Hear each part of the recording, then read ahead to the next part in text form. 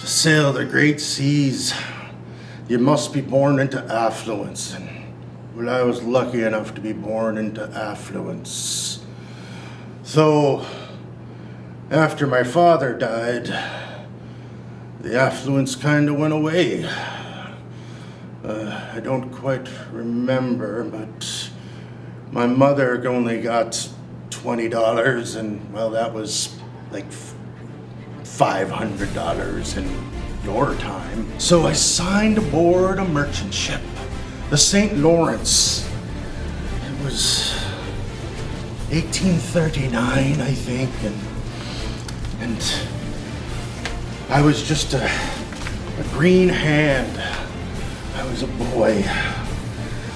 We cruised from New York to Liverpool.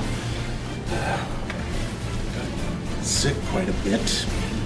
Get used to the sea, I suppose. It was an interesting time in my life, I have to say, and even though we jumped ship and were moved about a bit at that time, I think fondly back to my times with the captain on the Ashunet and his inspiration for a little bit more famous captain you may be aware of. Speak, thou vast and venerable head, which though ungarnished with a beard, yet here and there lookest hoary with mosses. Speak, mighty head, and tell us the secret thing that is in thee, where unrecorded names and navies rust, and untold hopes and anchors rot, where in her murderous hold this frigate earth is ballasted with bones of the millions drowned. Here in that awful waterland there was thy most familiar home.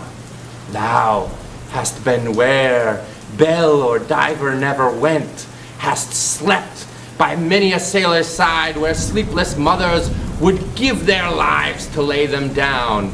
Thou saw'st the locked lovers when they're leaping from their flaming ships, heart to heart they sank beneath the exulting wave, true to each other when heaven seemed false to them. Thou saw'st the murdered mate when he tossed from the pirate ship to the midnight deck. O head, thou hast seen enough to split the planets and make an infidel of Abraham, and not one syllable is thine. So, are you talking about the whale there? Aye. It was that accursed white whale that raised me, made a poor pegging lubber of me forever and a day. And I'll chase him round Good Hope, and round the Horn, and round the Norway Maelstrom, and give perdition's flames before I give him up. This is what my men and I have shipped for, to chase that white whale on both sides of land and over all sides of earth, till he spouts black blood and rolls fin out. Speaking of that emotional kind of... It wasn't just emotion that was getting to me, it was my convictions. The owner of the whaling fleet was kind of representing where the world was going. He just seemed more concerned about money and power, and the whales were just the fuel for more, or the whale oil was just more fuel for his money. And I just couldn't fathom that anymore. It didn't sit well with me.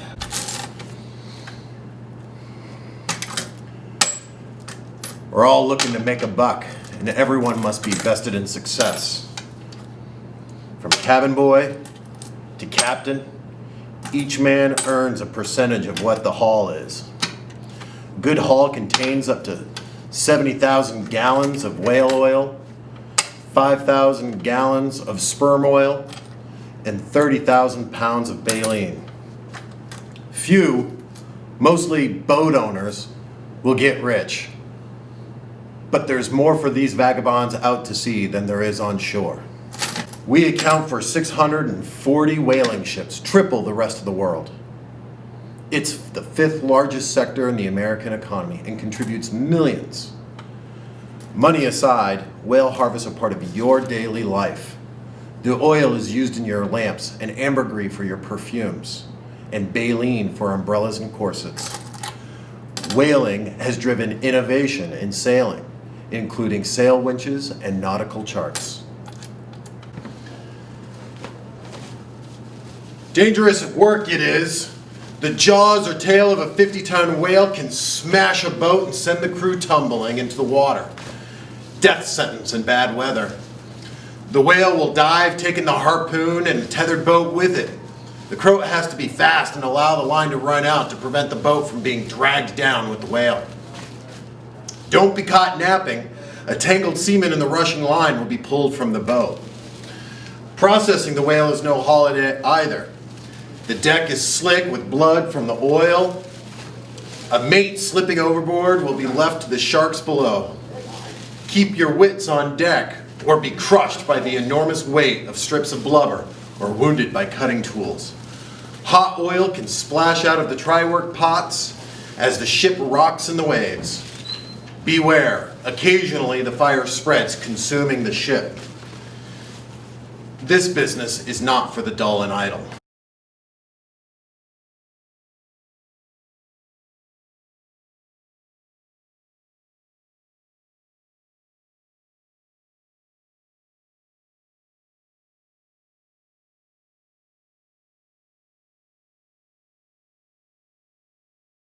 People out there that felt like I did, even though I was on the boat and kind of trapped in the system and part of it. I remember meeting a young lass. Her name escapes me, but she was something called an environmentalist. Flyrod here. Whaling is not only a lucrative and dangerous industry, it's also inhumane treatment for whales of all species. Without whales, our oceans will become overrun with other predators. In the 1840s, the US currently has about 640 whaling ships. That's 3 times the global whaling population, which, while that makes us a superior economic force for, modernizing by bringing lighting to our homes and streets, it creates another moral dilemma for, future populations who are going to have to live with the repercussions of failing oceans. Our waters will not only become polluted with whale carcasses, but also, how do you want to be remembered? Do you want to be the one that, because your new hat and your hoop skirt caused the death of 3 million sperm whales in the next 100 years? I think not. If we don't do something, future generations are going to suffer, because not only will our ecosystems, our aquatic ecosystems, fall apart, but mankind will follow suit. My adventures at sea didn't end on the St. Lawrence, though. I'd found much inspiration there, and, well, there was a couple of works here. Let me see if I can remember where. Well, there was 2 years before The Mast. Was a book. I believe the author's name was Dana, and Jeremiah Reynolds' The Knickerbocker. It was a magazine about sailing, but that had a very interesting story about the hunt for a great white sperm whale. Hand me the charts, boy. There you go, Captain.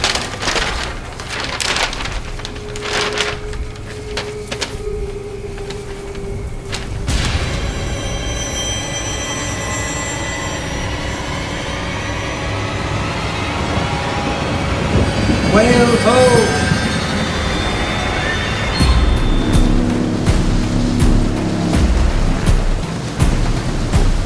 Hoist the sails, you lazy landlubbers!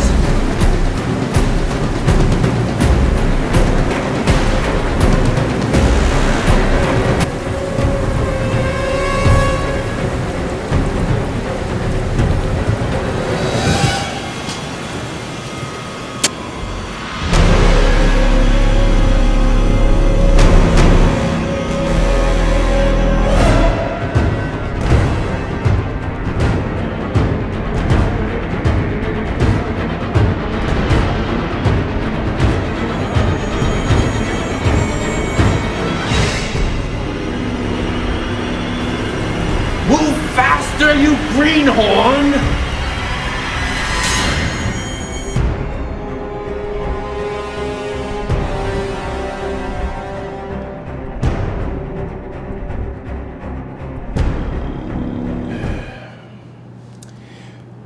You know, I eventually, after all those adventures and running around in the mountains and getting on more boats and getting caught a few more times, I finally settled down and went home.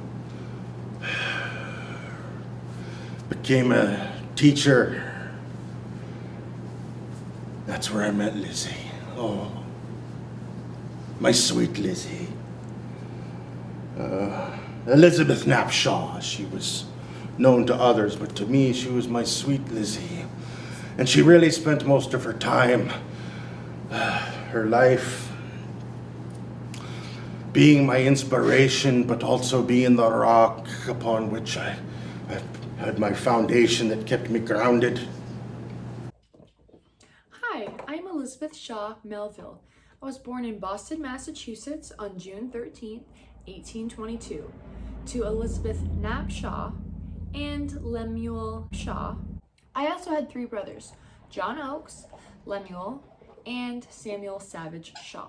My father was very well known in our city because he was the Chief Justice of the Massachusetts Supreme Court. He was very good friends with Herman's father, making our families very close. Before Herman and I ever really got together, he was quite the adventurer, going out on whaling trips, trying to be part of the Navy, and really just going out and exploring the world. After retiring from his adventures, his sisters started to urge him to write down his stories.